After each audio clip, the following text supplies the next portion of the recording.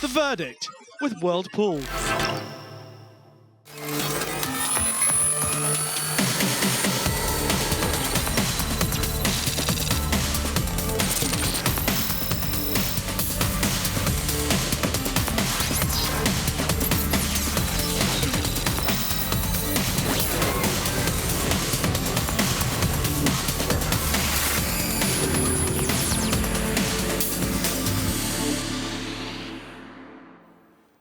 Hello everybody, welcome to this week's edition of The Verdict. We have a special edition this week concentrating on the Sky Bet Ebor Festival. 4 days of magnificent action on the Knavesmire and plenty for us to get stuck into as regards the RaceiQ data. We start with day one. It was just about the best day in terms of quality.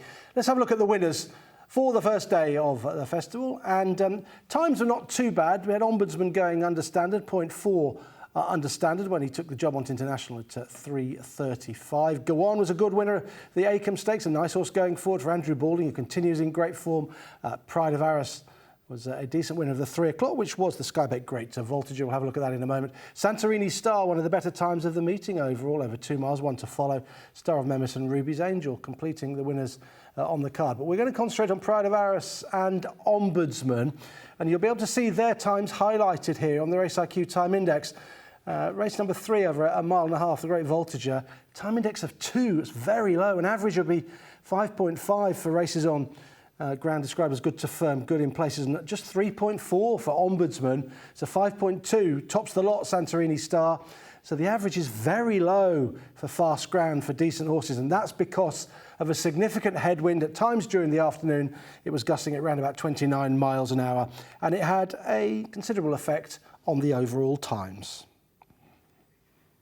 Right, let's have a look at Pride of Arras to start with, who had been gelded since we last saw him, and he bounces back to form here at a track where he won the Dante, 4th fastest at 20 miles an hour, 2.75 seconds to reach that particular speed, and he was dropped in the early part of this race. Thrice the one making the running for the returning dual Derby winner Lambourne, but he did not serve up a very strong gallop. This was a steadily run affair early on. Some of these early fractions from Thrice rated as slow or very slow as against the RaceiQ par. 3rd furlong 12.88, 4th furlong 13.25, absolutely crawling.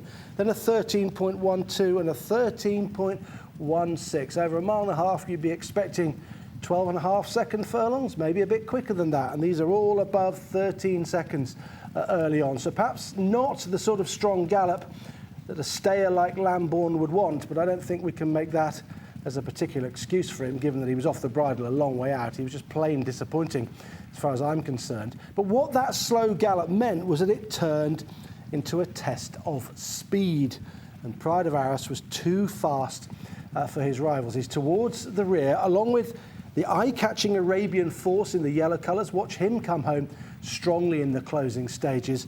But they're just now beginning to wind up the pace. It's about here where it begins to pick up. They're just turning in. Pride of Arras only got a couple behind him. And just in front of him is Karmas, who's a bit unlucky in the run in the latter part of the race. And then Arabian Force right out the back.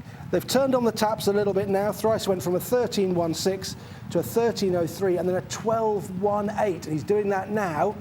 So they're beginning to sprint, and Lambourne just cannot change gears.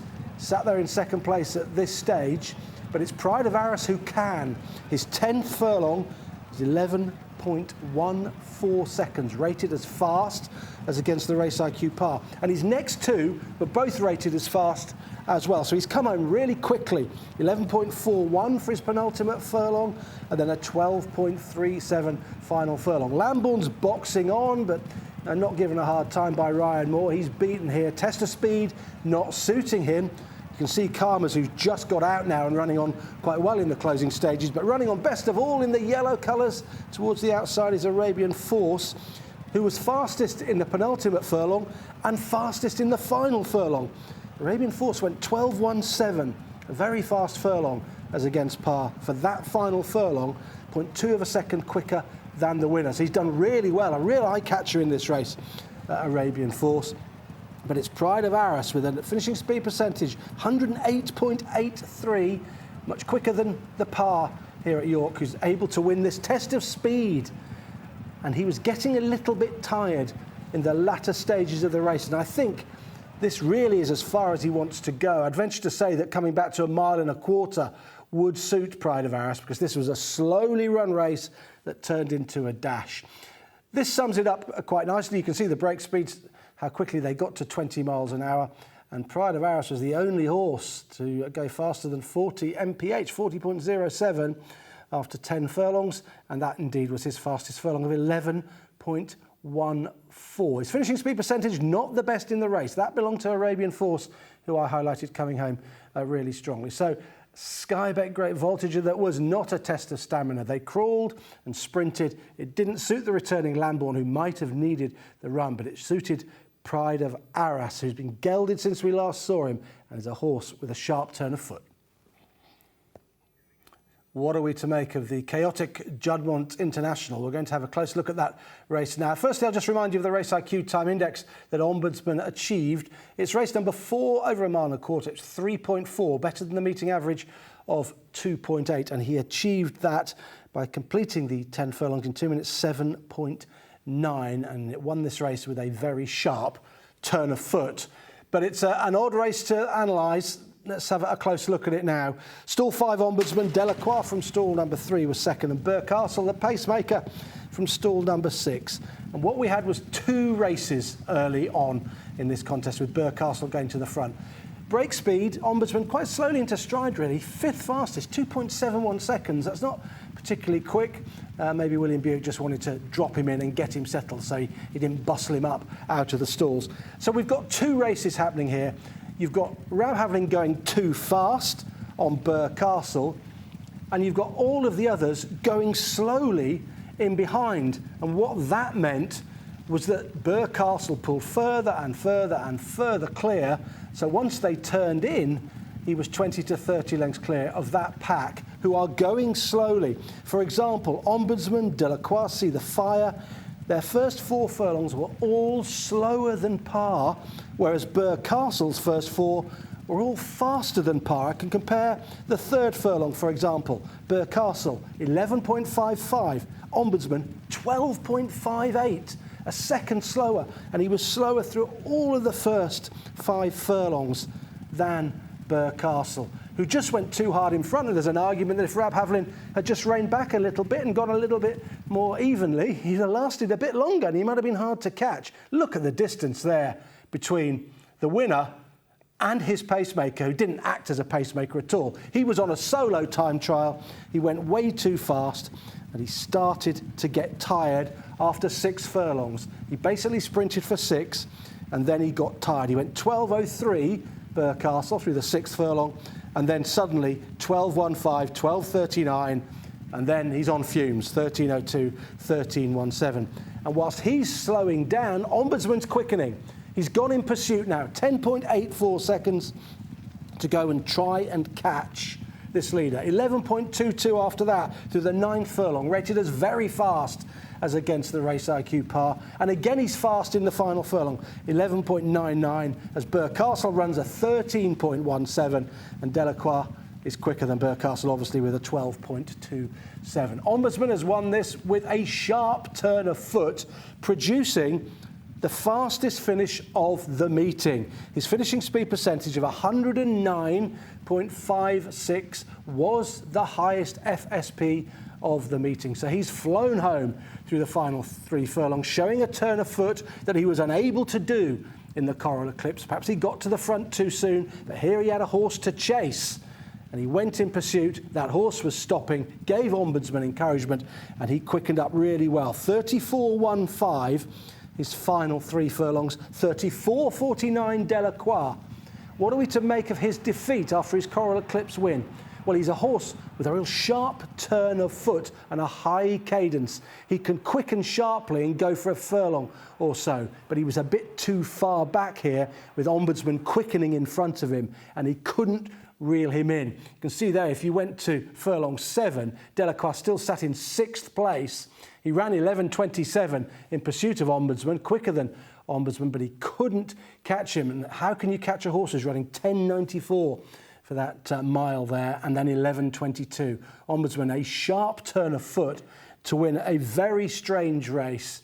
It was 2 races in one. Burcastle going very hard. Look at the green early on for him. The others all going too slowly in the early stages, giving Burcastle a massive advantage, but he couldn't go on through the final 4 furlongs and weakened markedly. Ombudsman, well, he's turned the tables with Delacroix. He does have a sharp turn of foot. He just needs things to work out for him. And I venture to say he needs a target to run at.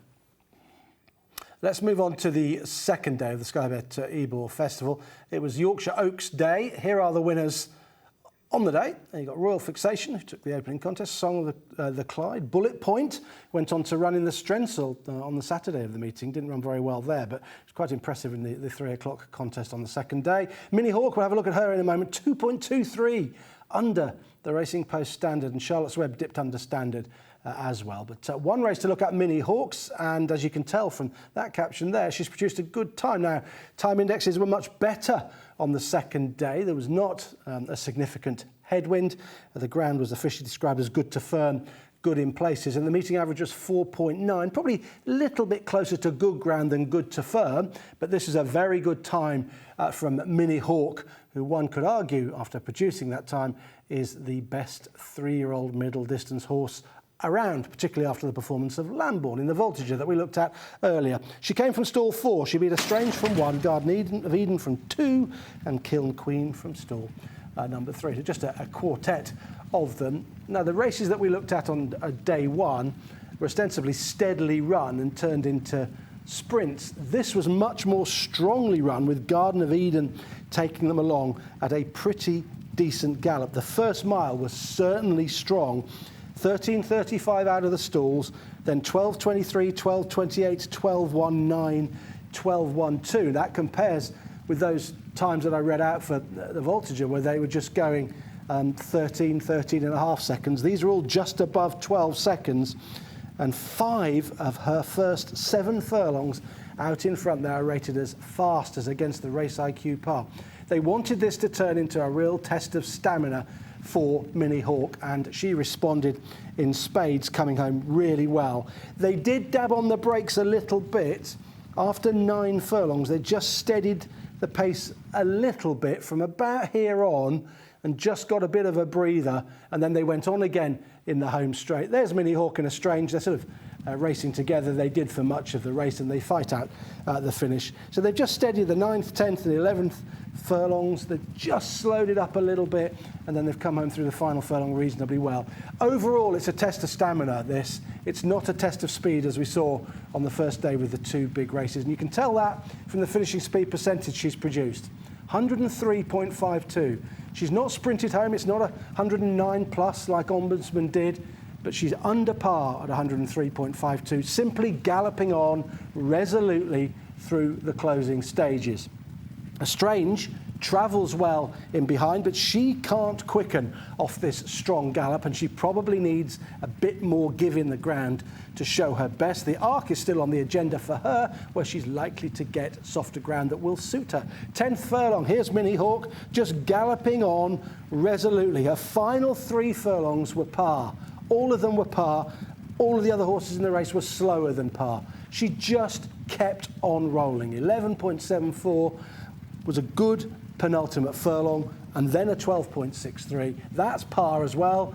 The final furlong of a 12 furlong race at York for horses of this class. So she has just galloped out resolutely off a strong gallop. Too much stamina for Estrange, who couldn't utilise her decent turn of foot, which she does have when there's cut in the ground and horses are stopping in front of her. The one thing Mini Hawk doesn't do is stop. She just keeps on rolling, and she's got to be a massive player for the Prix de l'Arc de Triomphe in October. She handles cut in the ground. A strong gallop is no problem for her either, and she seems to be getting better too. Ryan not hard on her in the closing stages. So there's loads more to come, you'd have thought, from Mini Hawk. This is her sectionals alone, just highlighted what she's done, and she's just chased what was a really even gallop. You can see from after 4 furlongs, they're not far off 12 seconds, 12.14, 12.12, 12.24, and then she's done 4 furlongs all under 12 seconds, 11.85, 11.63, 11.34, 11.74. She's relentless in the way she grinds out her furlongs, and that will see her go very close with the fillies allowance, you'd have thought, in the Prix de l'Arc de Triomphe. Okay, we'll move on to Friday at York now, and it was the Coolmore Wootton Bassett Nunthorpe Stakes Day. That was the feature event on the card. Here are the winners. Asgard's captain taking the opener, Johnny Egan on board. Trawlerman went under standard, just under a second under the Racing Post standard, and he's going to be seen once again at the Kipco meeting at Ascot in the Long Distance Cup. Life Plan, the Jim Crack winner, good. Really good. One of the fastest horses at the meeting to get to 20 miles an hour out of the stalls. Pretty good for a horse who's only having his second start. Asphora took the Nunthorpe. We'll look at her in a moment. Cape Flora made all in the 4:10. Frescobaldi, a winner for Aidan O'Brien, and Fifth Column won a steadily run affair to conclude the day. A few of them under standard there. And not Asphora though. That's 4.7, the RaceiQ time index. It's just a par time really for a race of this standard. The meeting average was 5.6 on ground described as good to firm, good in places. I think very similar ground to the previous day. Let's have a look at Asphora then and see how she achieved this success. Now, she comes from stall 5, the runner-up from stall 3, that's Ain't Nobody, and the third, Frost at Dawn, from stall 6. Here's the draw bias, courtesy of RaceiQ. It's good to be low, really, isn't it? 0.35 of a length advantage for Asphora, Ain't Nobody, 0.51 length advantage, and Frost at Dawn had an advantage as well of 0.16. Low draws are good, over 5 furlongs at York. And this was perfect, a lovely setup for Asphora, who'd needed her return at Ascot, and the ground was too soft at Goodwood, and she was absolutely spot on for this. She's third fastest to get to 20 miles an hour, 2.31 seconds, and she gets a lovely toe from Night Raider, who goes quite hard through the early part. He went 10.48 second furlong and 10.63. He's really towing them along at a pretty good clip, and it's Asphora who picks up best. Third furlong, 10.53. That's a par furlong, and she can sustain her speed. That's what she does so well. Her next furlong, 11.06, and her final furlong was par as well at 12.04. She's got a lovely toe into it. She got no trouble in running. She didn't have to switch at all, and she just ran on resolutely. She's game and she's tough. For a finishing speed percentage of just over 99%, so 99.37. It's not far off par, that, by running evenly through the race. She didn't go really fast and then hang on. She didn't go slow and quicken. She just ran even fractions throughout. If I just shout out those fractions, 13.37, 10.38, 10.53, 11.06, 12.04.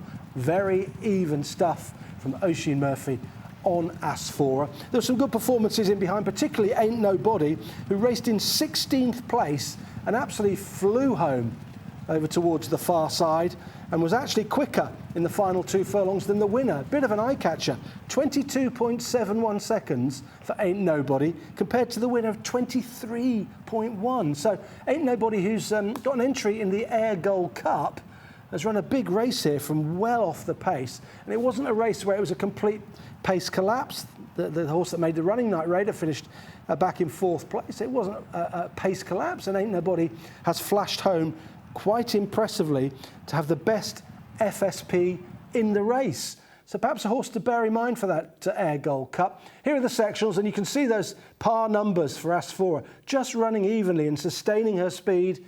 23.1 her final furlongs, quicker for Ain't Nobody. And I want to just mention Rumstar, not on that caption, but in 5th place Rumstar just did best of those horses that were drawn high. Was drawn in stall 14 and finished 5th. Had been supplemented for this race, Rumstar. So that was a sensible decision to supplement, I think, from Johnny Portman, and there might be more to come from Rumstar, and certainly more to come from Ain't Nobody. Impressive. Look at that number there, 16 in brackets, still in 16th place with 2 furlongs to go.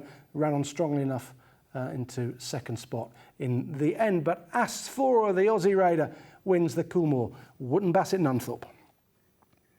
Okay, final day of the Ebor meeting on the Saturday. We've got a couple of races to have a look at here. Here are the winners from the final day. You've got King of Cities taking in the opener.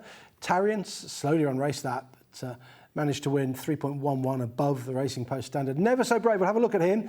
He was a winner of the Sky Bet City of York, Group 1 now, of course, and his time was not far off standard. Ethical Diamond, the winner of the Ebor, have a look at that as well. Northern Ticker, really good time, one of the better times of the meeting.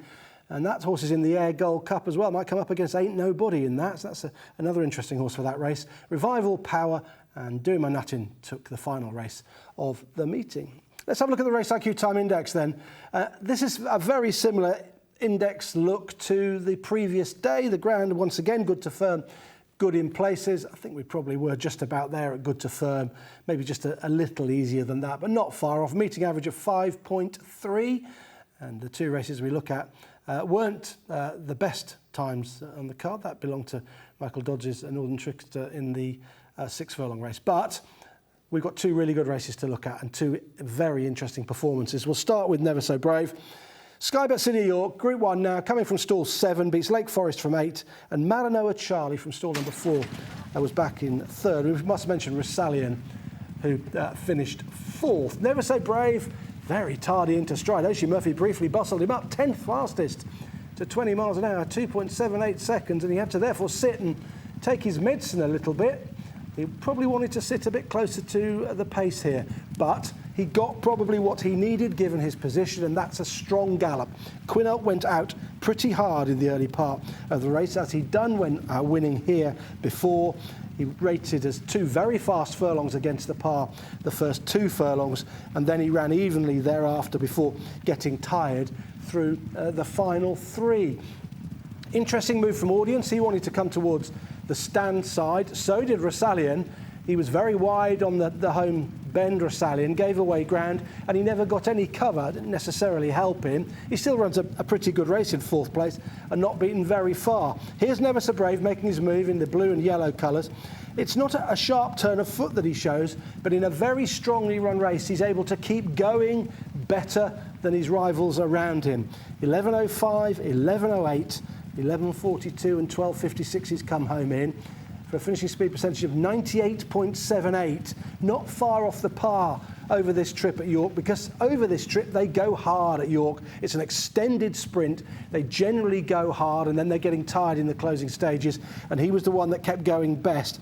Every single one of his furlongs rated as par as against the RaceiQ numbers. The horse who flashed home was the runner-up, Lake Forest, towards the stand side, got going really late and fired the fastest final couple of furlongs and the highest FSP, but it was all too late. And it was this really progressive Never So Brave who'd fired 2 big speed figures when he'd won at Ascot on his previous 2 starts, who took the step up to Group 1 company and just prevailed from the fast-finishing Lake Forest. Resalian, he ran evenly, rather like Never So Brave. Look at his line there. It is all par as far as he's concerned, but he couldn't utilise a turn of foot that he's got because the race was so strongly run. It sucked the petrol out of him. This was just a brave, tough performance from Never So Brave in a very strongly run contest. He's taken the step up now to Group 1 company in his stride, and there's going to be yet more to come from him, you would have thought. What do we make of those in behind? Well, Resalian, a disappointment now given the season that he's had. There's been some performances that haven't been quite as good as he showed last year. Maybe he'll come good in the autumn, but perhaps he wants a more steadily run race, a bit more cover, and then he can utilise his turn of foot. But that turn of foot was blunted by the strong gallop there in the Group 1 Sky Bet City of York. Here's a reminder of the RaceiQ Time Index for the final day at York. We've had a look at the City of York over 7 furlongs, Never So Brave, really brave. And now we're going to have a look at the Sky Bet Ebor Handicap over 1 mile 3/4. Time Index of 4.9, so just under the meeting average. And that's because of how it was run, really. We'll pick them up. Ethical Diamond from 21.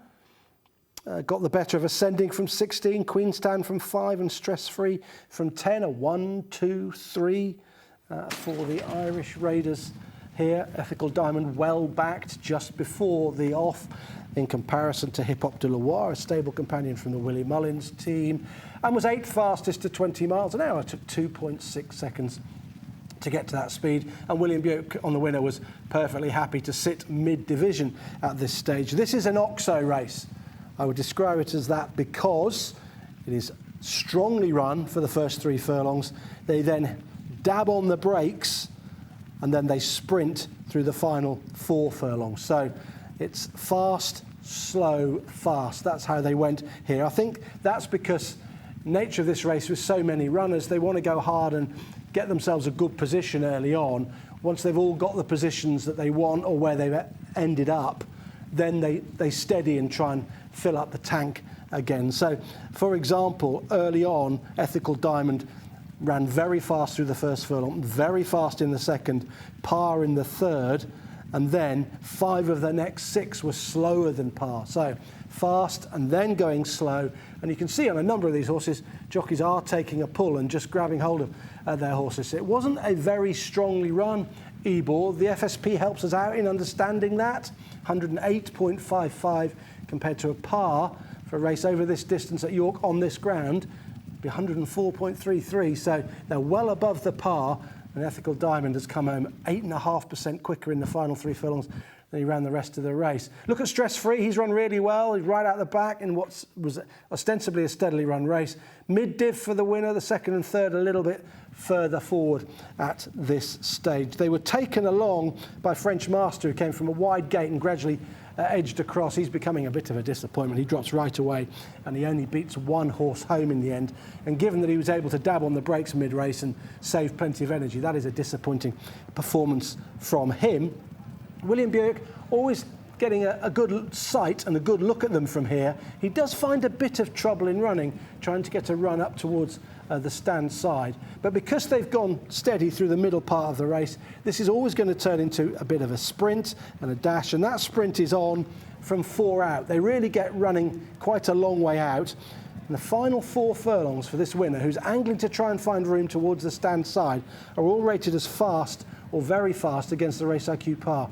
So this is a rare bit of speed for a stayer that this Ethical Diamond's been able to show. 12th furlong, 11.47. That's fast, went in 9th place, and it took Ethical Diamond straight to the lead. And 11.59 after that, and a very fast 12.3 concluding furlong, means that Ethical Diamond has sprinted clear of some stayers in behind her, all keeping going, stress-free, far right.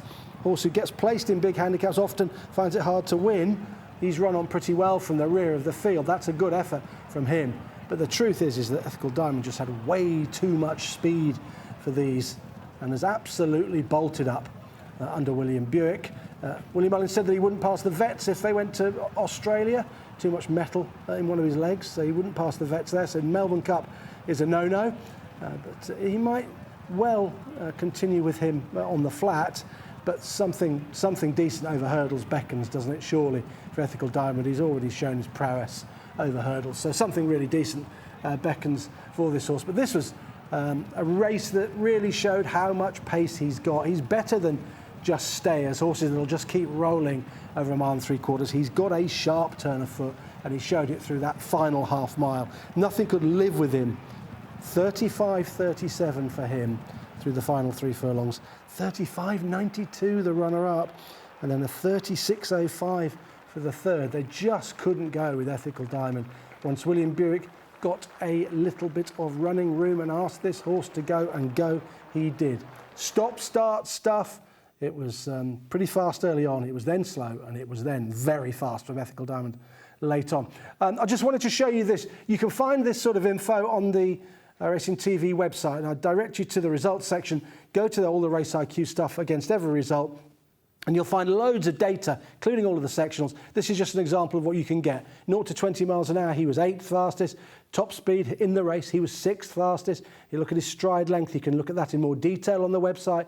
His finishing speed percentage, interestingly, very fast, 108.55, one of the fastest at the meeting, behind Ombudsman, who finished very strongly to win the Juddmonte International. He was the real star of the 4 days, but there were some tremendous performances overall. I hope you enjoyed it with us here on Racing TV. If I'm going to give you one horse to follow, do keep an eye on Ain't Nobody. 16th to 2nd in the Nunthorpe, absolutely flying home, and the Air Gold Cup beckons.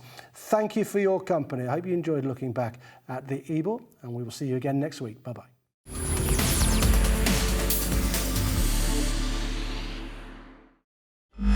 The Verdict with World Pool.